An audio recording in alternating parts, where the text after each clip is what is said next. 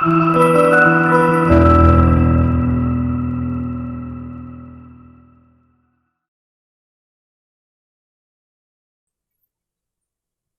मैं सत्येंद्र स्वागत करता हूं आपका एक और नए वीडियो में। दोस्तों बच्चेदानी यानी कि यूट्रस निकलवाने की जरूरत कई कंडीशन में पड़ सकती है, जैसे कि कैंसर या यूट्रस में कोई सीरियस प्रॉब्लम या कभी कभी हेवी ब्लीडिंग होने पर भी डॉक्टर को बच्चेदानी निकालने का टफ डिसीजन लेना पड़ता है। लेकिन सवाल यह है कि क्या ऐसा किया जाना वुमेन के लिए सही है?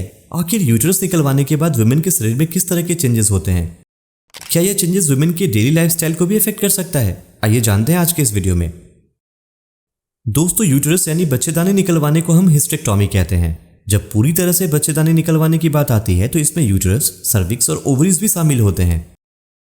इस तरह की सिचुएशन कई कारणों से आ सकती है, जैसे कि यूट्रस कैंसर।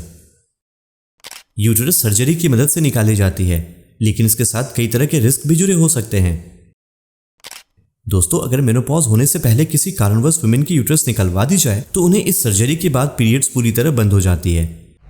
इसका मतलब है कि यूट्रस निकलवाने के बाद वुमेन कंसीव नहीं कर सकती और पीरियड से जुड़ी परेशानियां भी दूर हो जाती है।